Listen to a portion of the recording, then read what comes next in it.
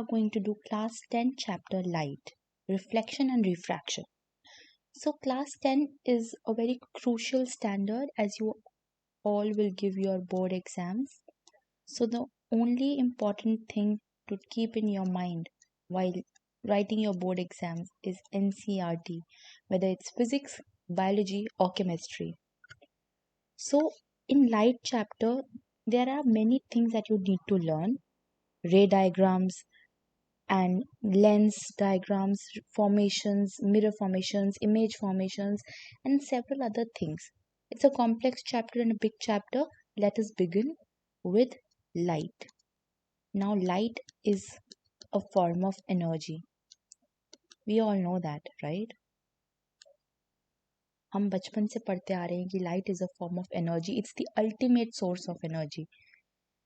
तो light is just a form of energy that enables us to see.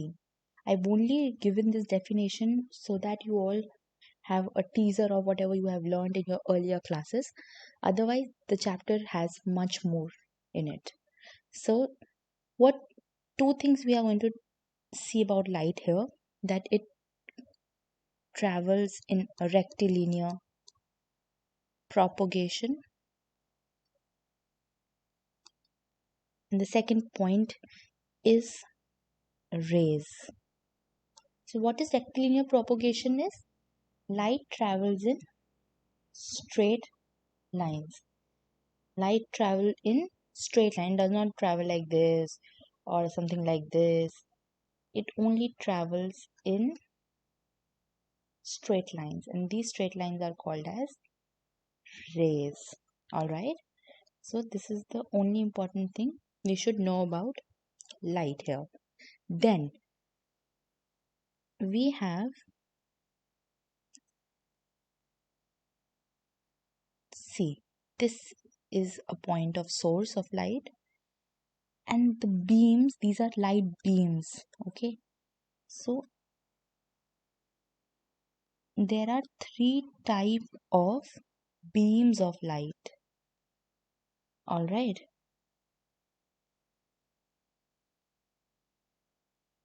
so the beams that diverge from the point of origin are called as diverging beams, and the rays that converge, that meet at the source, are called as converging beam, and the ones which are parallel to each other are obviously called as parallel beams. All right, so as we move forward, the most important thing comes is reflection. So for your noting down purpose, I have written this definition of reflection which is given in your NCERT, and you have to learn this because this definition is going to award you beautiful marks in your board exams. So this reflection, what is reflection? That is bouncing back of light in the same medium from where it comes after striking a smooth surface like a mirror. What is reflection? Let's say this is a smooth surface, for example mirror. So this is my ray of light. It touches the mirror or any other smooth surface and it bounces back. As it bounces back, this is called as reflection. All right. Similarly, if I mark all the rays, this is known as the incident ray. Incident हुआ तब जाके वो रे आई, तो incident ray reflection है ये, but this is known as reflected ray. Reflected ray similarly ये हमारा, हम इसको क्या कहते हैं, normal. Normal is simply 90 degree जो कट कर रहा है दोनों रेस को, तो ये हमारे पास हो जाता है एंगल ऑफ इंसिडेंस, ये हो जाता है एंगल ऑफ रिफ्लेक्शन। ये बहुत सिंपल चीज़ें हैं और ये बहुत पुरानी चीज़ें हैं जो हमको पता होनी ही होनी चाहिए। तो अभी हमने क्या देखा, व्हाट इज रिफ्लेक्शन। रिफ्लेक्शन में इंसिडेंट रे हमने पढ़ा, रिफ्लेक्शन रिफ्लेक्टेड रे पढ़ा, इंसिडेंट एंगल आई क्या होता है पढ़ा, एंगल आर क्या होता है हमने पढ़ा, angle of incidence, angle of reflection. Normal क्या होता है, it is 90 degree to the surface. Plane mirror से 90 डिग्री पे जो आ रहा है उसको हम नॉर्मल रे कहते हैं। ठीक है, तो ये हमारे पास ये हो गया। अब मिरर क्या होता है अगर हमारी उसमें आता है, तो मिरर कुछ नहीं है, बस एक रिफ्लेक्टिंग सरफेस है। मिरर क्या है, रिफ्लेक्टिंग सरफेस है। टाइप्स ऑफ मिरर हम बाद में पढ़ेंगे, पहले हम ये बहुत इंपॉर्टेंट है, रियल इमेज और वर्चुअल इमेज क्या होती हैं। चलिए ठीक है, पहले हम let's come to what are mirrors. I have also mentioned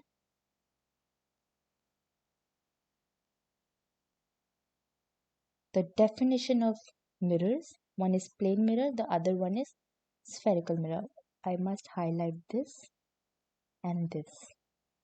So these are two types of mirrors. One is the plane mirror, is a flat, smooth, reflective surface. The plane mirror always forms a virtual image. We will come to that point. The virtual image formation, we'll come to that. And the same shape, size, obviously the virtual image always looks like the object. A spherical mirror is the mirror that consists of a curve, which is also called its curvature, और उसका radius of curvature होता है। Plane mirror क्या हुआ, बस simple, this is a plane mirror, but whereas this is a curved, these are what, concave and convex mirrors, जिनको हम कहते हैं, you can see concave mirror and the convex mirror. We will come to that. So let's see reflection of light. What is reflection of light? So when we come to reflection of light, तो reflection of light होता कैसे है, उसके लिए मैंने अभी आपको एक डायग्राम दिखाया. This is your diagram. This is your plane mirror. This is my angle of incidence. Let's color my angle of reflection from a different bright color. This is my angle of reflection. And then let's change the color again. This is my normal. This is my reflected ray, this is my incident ray, this is my angle I, this is my angle R, and this is simply what this shows is reflection. This is a plane mirror, image formation in a plane mirror. अभी हम spherical mirrors की बात कर ही नहीं रहे हैं, अभी हम सिर्फ प्लेन मिरर्स की बात कर रहे हैं. तो प्लेन मिरर में ये हमारा रिफ्लेक्शन ऐसे होता है. इसमें हमारे पास लॉज आ जाते हैं. क्या आ जाते हैं, लॉज ऑफ रिफ्लेक्शन. तो पहला लॉ हमारे को कहता है कि angle i is always equal to angle r. ये आपको याद करना है. There is no, when you go in 11th, when you go in other senior classes, you will know that why this angle I is equals to angle R, but right now you have to remember that angle I is always equal to angle R. That means my incident ray is inclined to the similar angle with normal as my reflected ray. This is a very important point. And the second law of reflection, what is that my incident ray, my reflected ray, reflected ray, my incident ray, reflected ray, and normal all lie on the same plane. आपको दिख रहा होगा, same surface पे आपका normal भी है, incident ray भी है और रिफ्लेक्टेड रे भी है. तो ये हमारे पास हो गए दो बहुत इंपॉर्टेंट लॉज. ठीक है, तो अब हमने ये पढ़ लिया कि रिफ्लेक्टेड रे क्या होती है, इंसिडेंट रे क्या होती है, एंगल ऑफ इंसिडेंस क्या होता है, एंगल ऑफ रिफ्लेक्शन क्या होता है. यही बात एनसीईआरटी में बहुत इलैबोरेट करके दी हुई है. ये angle made with the normal, angle made with the incident ray, this that, you have to read that. But this is enough for your understanding of what is incidence and what is reflection. Then is image formation. So I have this diagram. Let me just put this diagram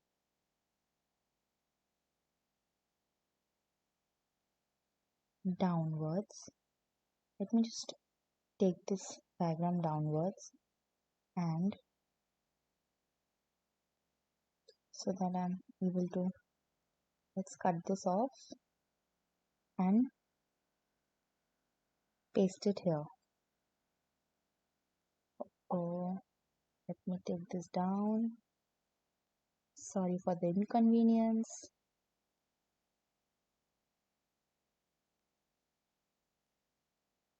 Such glitches happen when you are teaching online. Okay, so image formation. Now we have two types of image formation. One is real image formation and one is virtual image formation. So what is real image and what is virtual image? Now look at this. This is my object. Obviously, this is my object. These are my rays coming from the object, and this is a mirror. All right. This is lens is shown here in the figure, but let me make this a mirror. Okay, this is a mirror for me right now. So my this rays will meet somewhere. They will meet somewhere and form the image. This is going to be the real image. Whereas if these meet somewhere and I extend them and join these, let's say they meet here. Let's say these meet like this, okay? Let us say these lights meet like this. So I will extend, they are meeting here somewhere in the infinity, but I am going to extend these lines. Let me change the color for better understanding. If these are meeting somewhere here, so this is my image, whereas my object is somewhere here. So this is my virtual image. This is not real. I'm forming it with the help of some imagination or some concepts that I have learned. This is not actually forming anywhere. So this is my virtual image. We have several points of difference, which is a sure short 3-marker question in your board exams. That what are 3 points of difference between real images and virtual images. So real image, simply what does real image mean, is the image obtained on screen. We'll see the difference between real and virtual images once we start image formation by concave and convex mirrors. So image obtained on the screen is my real image, whereas virtual image can't be obtained on screen. ये हमको screen पे कभी मिलेगी नहीं, ये कहीं दूर जाके हम इसको मीट करवा के स्क्रीन पे मिलवा रहे हैं, but this is not formed on the screen, right? So this type of images that are virtual images can never be formed on the screen. Now real images are always inverted, whereas virtual images are always erect and upright. Like if my image object is like this, the real image will be formed like this. Whereas if my this object is here, so my virtual image will be formed like this.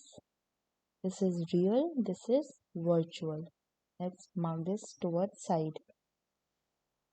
Then my third point of difference is going to be a real image is always formed by the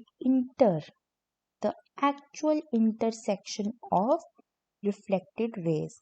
Let us say that my reflected rays are meeting here.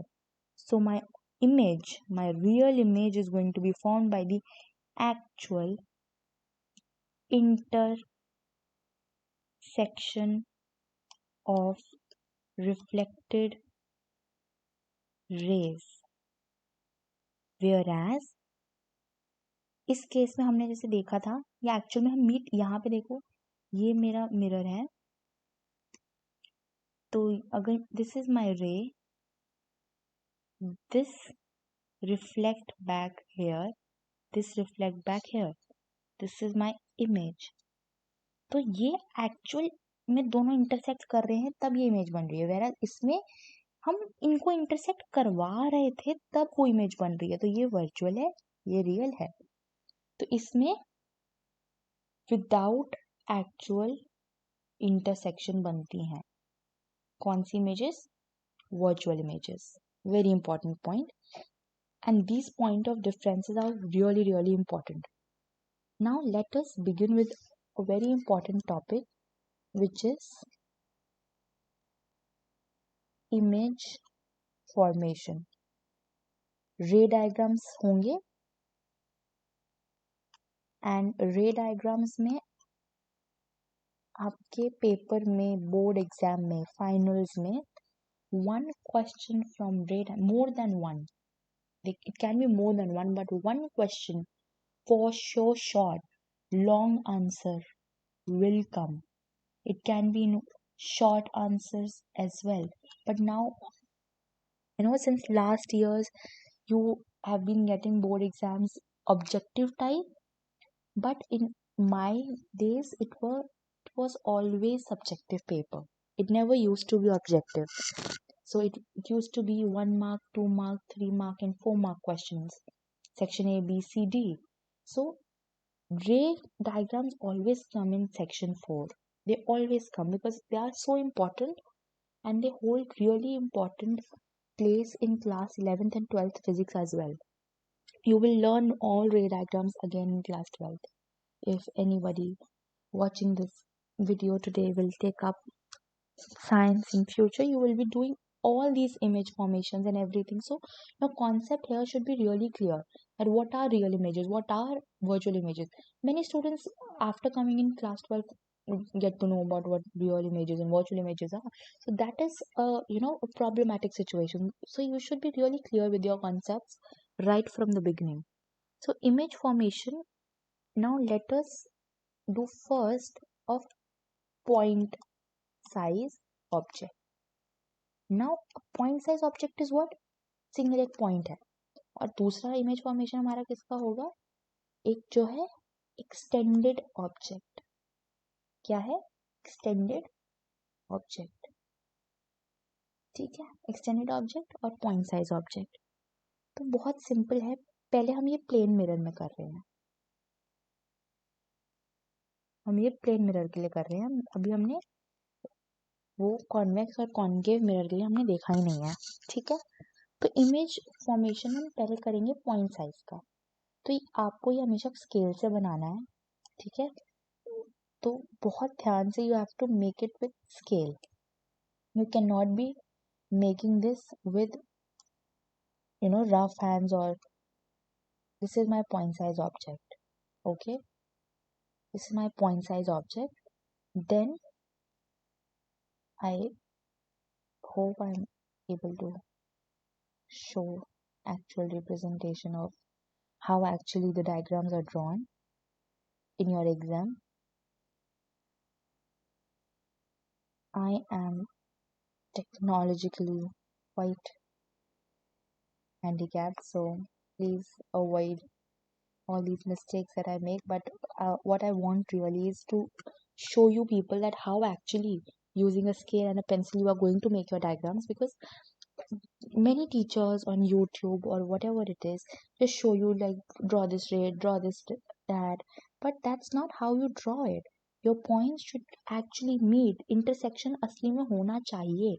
Marks तो better ma'am तभी देंगी जब आपका intersection अच्छे से ma'am को दिखेगा paper में. सो पॉइंट ऑब्जेक्ट से सबसे पहले आप एक रे यहाँ बनाओ ऊपर. ऑलराइट, फिर एक रे आप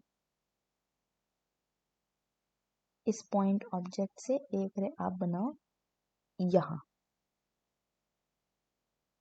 ये एक रे बन गई, एक ये रे बना लो, और ये एरोज अगर आप नहीं बनाते हो तो आपके मार्क्स कटेंगे ही कटेंगे। फिर यहाँ से आप एक रिफ्लेक्टेड रे बनाओ। I don't have my protractor here in this, but you have to measure the angles as well. Okay, cannot be drawing anything and everything like this. Angles should always be apt. So this is my reflected ray. These are my incident rays. These are my reflected rays. Then always try and draw the normal. Always draw a normal. Very important. Many people don't draw normals, but you should always and always draw normals. So this video might be a little bit longer than what I always post, because this is a very crucial chapter, and class 10th is always the most beautiful class, and you should do it very nicely. So I have drawn 3 normals. Now with this normal, my angles definitely are not equal to each other even after using a ruler and a pencil, but please assume and please make these two angles equal always. Right now my angles are not equal. Very hypothetical drawing. Even after drawing it with the ruler, I'm really sorry, but these two angles should be equal. This should be equal. This should be equal. Alright, so these angles, let us not take this here into consideration right now, but because this is my incidence, these are not incident rays anyhow, so that is where I am going to make it. Then take your ruler here, draw the reflected rays, extend the reflected rays backwards. Always do that with your ruler. Alright, my ruler is very much technologically bad, but that's not how you're going to actually do it. When you make actual diagram with your ruler, pencil, protractor, it'll come out to be like this. Okay, that is how it will come. I will just remove it so that you can see the actual ruler construction. This is my image, but this is not very correct. It will look like this because the angles should be equal. My angles are not very much equal, so because this distance will be equal to this distance, it has to be. All right, so this is how my normal incidence and everything happens, and this is my image formed. Whereas when we talk about let's make extended objects. I'll make it with my rough hands and free hands because at least it will look better. So this is my mirror. This is my object which is extended. It has A head and B tail. Then what I am going to do is make one normal incidence. ये यहीं गया, यहीं से reflect होके आ गया. इसमें angle I equals to angle R equals to क्या है 0. यहीं गया, यहीं से रिफ्लेक्ट होके वापस आ गया. सिमिलरली एक नीचे बनाऊंगी, यहीं जाएगा, यहीं से वापस आ जाएगा. इसका एक तरीका है बनाने का, स्टेप वाइज बनाना है. फिर यहाँ से एक दूसरी रे भेजी मैंने, यहाँ से मैंने एक दूसरी रे भेजी, जो रे वहाँ ऊपर कहीं जाएगी, जहाँ भी जाएगी वहाँ ऊपर जाएगी, मीट करेगी. ये आई है, ये आर है. ये एंगल दोनों इक्वल होने चाहिए. इक्वल में ही बनाइए आप. 30 डिग्री लेके बना लो, 60 डिग्री इजी रहता है बनाना काफ़ी.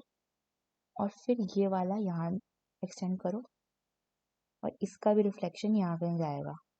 तो ऐसे 2 रेज बनानी है. ठीक है, ये भी सेम होगा, ये भी सेम होगा. तो ये भी 30 ले लो, ये भी 30 का ले लो. फिर जो रिफ्लेक्टेड इमेज कैसे बनेगी? इंटरसेक्शन ऑफ रिफ्लेक्टेड रेज से हमारी इमेज बनेगी हमेशा, याद रखो। ये ऊपर देखो हमने लिखा था, इंटरसेक्शन ऑफ रिफ्लेक्टेड रेज से बनेगी हमारी क्या? एक्चुअल इंटरसेक्शन से। तो इसमें हमारी एक्चुअल इंटरसेक्शन तो हुआ नहीं, ठीक है। तो एक्चुअल इंटरसेक्शन नहीं हुआ तो हमने पीछे क्या किया, हम करेंगे इसको एक्सटेंड, इसको यहाँ एक्सटेंड करेंगे, पॉइंट बना लेंगे, और जब आप पॉइंट बनाओगे तो ये ऐसे एक्सटेंड होके ऐसे बनेगा, तो ये सीधा बनेगा ए डैश बी डैश। तो ये हमारी इमेज बन गई। अब इस इमेज के क्या है हमको जानना है, कैरेक्टरिस्टिक्स। कैरेक्टरिस्टिक्स पहला क्या हो जाएगा, वर्चुअल है। अब वर्चुअल है तो इरेक्ट भी होगी, ठीक है। सेकंड कैरेक्टरिस्टिक क्या होगा, सेम साइज होगा। ऑब्जेक्ट इक्वल्स टू इमेज का साइज सेम होगा। थर्ड कैरेक्टरिस्टिक क्या हमारा पास आ जाएगा इसका, कि जो इमेज बन रही है वो फार बिहाइंड मिरर बन रही है। वो दिख रहा है हमको कैसे फार बिहाइंड मिरर बन रही है। इसको भी रिफ्लेक्टेड में यहाँ ज्वाइन करा दूं, अगर फार बिहाइंड द मिरर बन रही है इमेज कहीं पर, ठीक है। और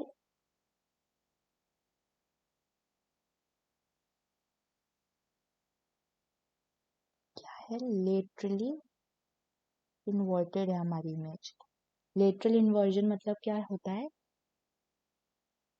यहाँ से अगर मुझे एल ऐसे दिख रहा है तो यहाँ पे एल ऐसे दिखेगा, ये लेटरल इन्वर्जन है। तो ये लेटरली इन्वर्टेड है, वो आपको दिखेगा नहीं क्योंकि वो सेम ही दिखी है, ठीक है ना। तो हमारे कैरेक्टरिस्टिक्स हमने जान लिए कि क्या होते हैं हमारे characteristic of image formed by an extended object by a plane mirror, ठीक है। तो अब इसमें हमको कुछ हम टर्मिनोलॉजीज इसमें जान लेते हैं इसी डायग्राम में, ताकि हम उसको आगे यूज कर लें जब हम मिरर पढ़ाएं। तो ये ऑब्जेक्ट और मिरर के बीच के डिस्टेंस को क्या कहते हैं, ऑब्जेक्ट का डिस्टेंस, इसको हम यू कहते हैं, डिनोट हम यू से करते हैं। इमेज और प्लेन मिरर के बीच के डिस्टेंस को हम क्या कहेंगे, इमेज डिस्टेंस, इसको हम डिनोट करते हैं वी से, इसको हम डिनोट करते हैं वी से, क्योंकि इस साल न्यूमेरिकल्स भी आएंगे। सिर्फ प्लेन मिरर और सिर्फ यू और उससे काम नहीं चलेगा, प्लेन मिरर और वर्चुअल इमेज सिंपल चीजें जान के न्यूमेरिकल्स करने हैं, तो बस ये दो चीजें अभी हम जानेंगे, कॉन्वेक्स मिरर के सामने हम दोबारा अच्छे से जानेंगे इनको। अभी next what we have to do is convex mirror and concave mirror. तो चलिए कॉन्वेक्स, ये हमारे पास क्या आते हैं, स्फेरिकल मिरर्स में। स्फेरिकल मिरर की हमने डेफिनेशन यहाँ पढ़ी थी, mirror that has a consistent curve and a constant radius of curvature। constant radius of curvature क्या है, ये हमारा एक मिरर है, इसका ये टुकड़ा है तो असली में ये पीछे गोल में ही है, तो पूरा कांस्टेंट रेडियस ऑफ कर्वेचर है, तो यही इसका रेडियस ऑफ कर्वेचर कहलाया जाता है, ठीक है। इसको हम सी से डिनोट करते हैं यहाँ पे मिरर्स के केस में, सी से डिनोट करा जाता है रेडियस ऑफ कर्वेचर को, ठीक है। तो पहला हमारे पास आता है कॉनकेव मिरर। अब ऐसे मिरर हैं जिसका रिफ्लेक्टेड सरफेस जो होता है, जो इसका रिफ्लेक्टिंग सरफेस है वो क्या है, कर्व्ड है। ये रिफ्लेक्टिंग सरफेस है, क्या है, कर्व्ड है, ठीक है। और ये वाले का रिफ्लेक्टिंग सरफेस क्या है, बेंड है, क्या है, बेंड। इसका कर्व्ड है, इसका बेंड है, ये यहाँ से हो रहा है रिफ्लेक्शन इस पॉइंट से, तो इसका ये कर्व्ड है, इसका ये बेंट है, तो ये कॉन्वेक्स है, ये कॉनकेव है। कॉनकेव मिरर के बारे में हम बात करेंगे तो ये हमारे पास कहलाते हैं कन्वर्जिंग मिरर, और ये कहते हैं डाइवर्जिंग मिरर। कन्वर्जिंग और डाइवर्जिंग रेज हमने देखी थी ऊपर। कन्वर्जिंग मतलब मिरर के सेंटर रेडियस के सामने आना, डाइवर्जिंग मतलब जैसे ये रेज को ऐसे करके कन्वर्ज करेगा, यहाँ पे कन्वर्ज करेगा, और ये वाला यहाँ से ही डाइवर्ज कर देगा, समझ आई बात? यहाँ से दूर जा रही हैं जबकि यहाँ से पास आ रही हैं, तो कन्वर्जिंग ये डाइवर्जिंग नेचर है इस मिरर का। ठीक है, तो कोई भी हमारा हॉलो ग्लास रहता है, मैंने अभी बताया था हॉलो ग्लास है अगर ये मेरा, तो हॉलो ग्लास में से ऐसे ऐसे मैं काट दूंगी तो हमारे ये मिरर बन जाएंगे। जैसे कैसे?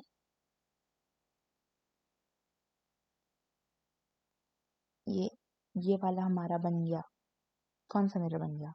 यहाँ पे जहाँ पे जिसका जो रिफ्लेक्टिंग सरफेस आएगा उसके हिसाब से हम इसको कॉन्वेक्स और कॉनकेव बता देंगे। अब कुछ इसमें हमारे पास हमको याद करने वाली कुछ चीजें हैं जो हमको याद करनी है कि क्या क्या होता है एक मिरर में। तो हम एक कॉनकेव मिरर ले लेते हैं, चलिए कॉनकेव मिरर ले लेते हैं। हमें कॉनकेव मिरर में हमारे पास सबसे पहले हम बात करेंगे सेंटर ऑफ कर्वेचर। किसकी बात करेंगे? Centre of curvature. Centre of curvature क्या होता है? पॉइंट पूरे इस हॉलो सिलेंडर का जो सेंटर रहता है वही मिरर का भी सेंटर ऑफ कर्वेचर रहता है। तो जिससे वो ग्लास से काटा है जो उसका सेंटर है वही इस मिरर का भी सेंटर है। I hope it is clear. Radius of curvature क्या है? ये रेडियस ऑफ कर्वेचर है। रेडियस ऑफ कर्वेचर भी हमारे पास उस हॉलो सिलेंडर हॉलो ग्लास का क्या है? रेडियाई है, वही हमारे मिरर का भी रेडियस ऑफ कर्वेचर है। अब पोल क्या है? ये पोल है। Let me mark it with a different colour this time है। ये हमारे पास हमारा पोल है। रिफ्लेक्टिंग सरफेस पे जो हमारा पार्ट है लाई करता है जो, उसको हम पोल कहते हैं। ठीक है, अपर्चर हमने थर्ड चीज पढ़ी, पोल पहले लिख लेते हैं। फिर चौथी चीज है अपर्चर। अपर्चर क्या होता है? डायमीटर होता है हमारे रिफ्लेक्टिंग सरफेस का। मतलब अपर्चर हमारे पास 2 टाइम्स आर होता है। आर तो मिरर का इस साइड भी कुछ होगा, तो इस पूरे को हम क्या कहते हैं? Aperture of this concave mirror. ठीक है, अब एक इसमें बहुत इंपॉर्टेंट चीज है, बहुत बहुत इंपॉर्टेंट चीज है। Let me just close this keyboard that is disturbing our class. एक बहुत इंपॉर्टेंट, अब क्योंकि हमने पढ़ा अपर्चर के बारे में, तो आप इस पॉइंट को प्लीज नोट कीजिए। कॉपी अगर कोई सिर्फ सुन रहा है क्लास को तो please note down this point. This came as a board question once and it is very important, very very important. इसमें हम चैप्टर में, in this chapter we will only learn mirrors whose aperture whose aperture is much much much smaller than its radius of curvature. ये बहुत important point है, ये board का question आता है कि हम किस मिरर की कंसिडरेशन ले रहे हैं चैप्टर में, जिनका अपर्चर उनके रेडियस ऑफ कर्वेचर से बहुत बहुत बहुत बहुत बहुत छोटा होता है। वो अलग केस के मिरर्स हैं, सॉल्विंग पर्पस के लिए जो बनाए गए हैं। तो ये हमारे पास ये रहता है। ठीक है, अब हम आज बस इतना सा और पढ़ेंगे कि इमेज फॉर्मेशन कैसे होता है कॉनकेव मिरर्स का पढ़ते हैं। चलिए पहले इमेज फॉर्मेशन रूल्स किसके हम पढ़ रहे हैं? कॉनकेव मिरर के हम पढ़ रहे हैं रूल्स। इमेज फॉर्मेशन की। तो इमेज फॉर्मेशन कैसे होता है हमको अभी ये पढ़ना है। तो इमेज फॉर्मेशन के लिए सबसे पहले हम मिरर बना लेते हैं। मिरर बनाना तो बहुत ज़रूरी है। मिरर बनाने के बाद सबसे पहले सी मार्क कर लो, पी मार्क कर लो, पोल है, कर्वेचर है, ये दो चीज़ें मार्क करनी ही करनी है। तो इसको हम कहते हैं प्रिंसिपल एक्सिस। क्या कहते हैं? प्रिंसिपल एक्सिस, PALE है, ठीक है। तो this line passing from the center of curvature to pole is my principal axis। तो सबसे पहली चीज जो हमको बनानी है, पहला रूल यही है, draw your principal axis, ठीक है। now another second rule is draw a ray parallel to your principal axis। ray parallel to principal axis को draw कीजिए। this is your second rule of forming images, alright। सो अब ये जब इधर जाएगी, focus हमने अभी नहीं पढ़ा है अगर, तो ऊपर हम जाते हैं अपने पॉइंट पे और वहां जाके हम एक चीज और देखिए आप, सी कर्वेचर का आधा, C/2 या फिर R/2 क्या होता है हमारा? फोकस, ठीक है। क्या रहता है वो? फोकस। ये हमारा है फोकस। क्या हुआ? R रेडियस का हाफ फोकस है, और उस लेंथ को हम क्या कहते हैं? छोटे एफ से डिनोट करते हैं, फोकल लेंथ। किसी भी मिरर की पहचान उसकी फोकल लेंथ से करी जाती है। तो एफ क्या है? कैपिटल एफ से हम डिनोट करेंगे, फोकस पॉइंट है, और छोटा एफ क्या है? फोकल लेंथ है।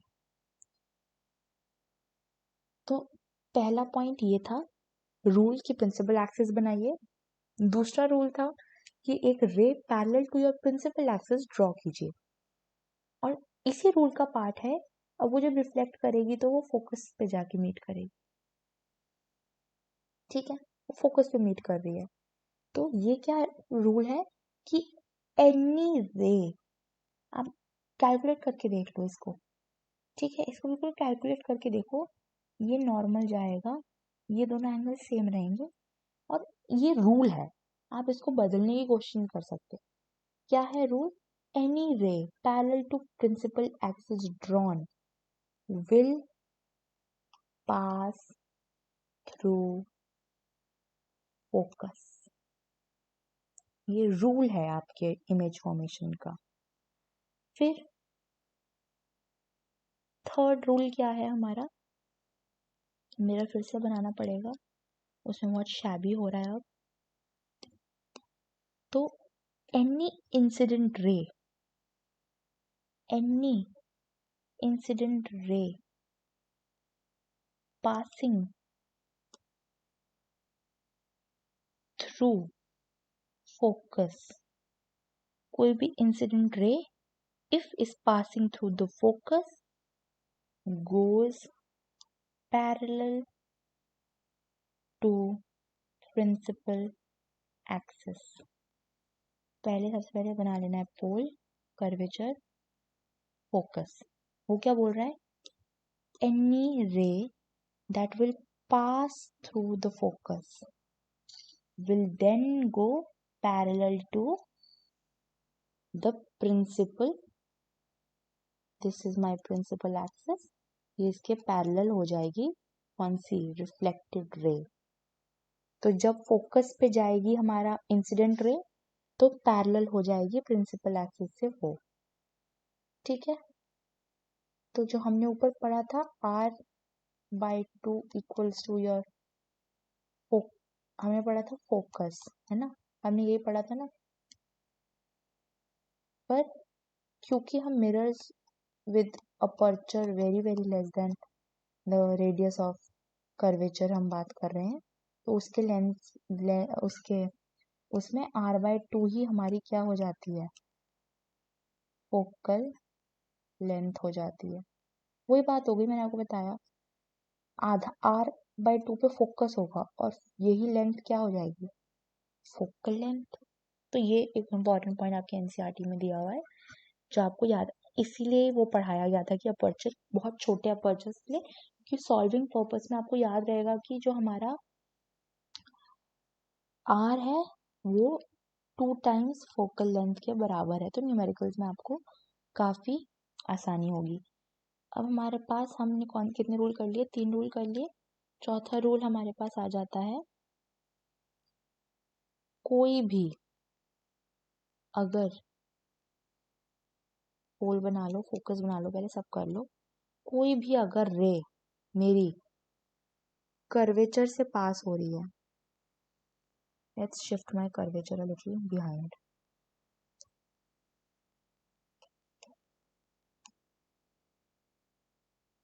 इसमें फोकस पोल कर्वेचर, कोई भी रे अगर मेरे, let me just make it a bit more clear this time.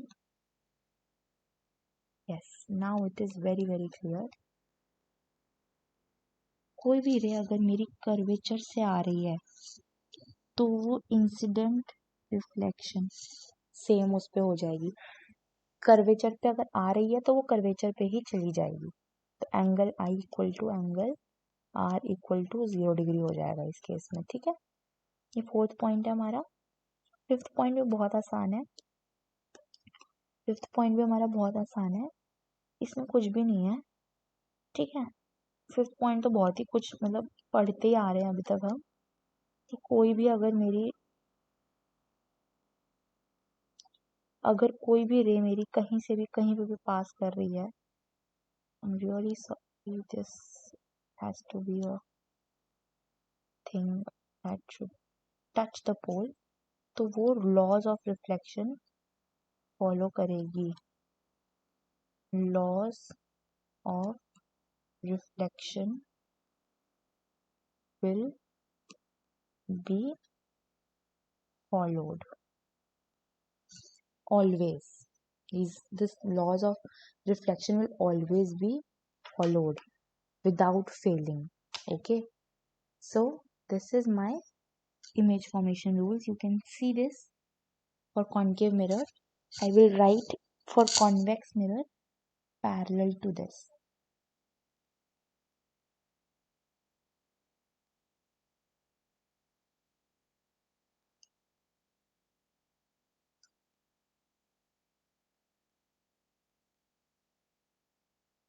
अच्छा चलिए, कॉन्वेक्स मिरर के बहुत छोटे छोटे रूल्स हैं, फटाफट से, क्लास लंबी नहीं खींचूंगी और फटाफट से हम उसको कर लेते हैं। ये हमारा कॉन्वेक्स मिरर हो गया। पहला रूल कुछ नहीं कहता है, पहला रूल तो बहुत ही आसान है, जिसमें आपको वो कहेगा कि कोई भी रे अगर पैरेलल टू प्रिंसिपल एक्सिस जा रही है, ये हमारी प्रिंसिपल एक्सिस है, पोल ये रहा, कर्वेचर अब इस साइड होगा, फोकस अब इस साइड होगा, कोई भी अगर पैरेलल टू दिस साइड जा रही है, अब क्योंकि ये डाइवर्जिंग मिरर्स हैं तो ये वाले पैरेलल होके, ये जब पैरेलल होएंगी तो ये डाइवर्ज करेंगी, हमको इतना तो पता है, तो वो डाइवर्ज कैसे करेंगी, वो हमारे फोकस से होती हुई डाइवर्ज करेंगी, ये रूल है।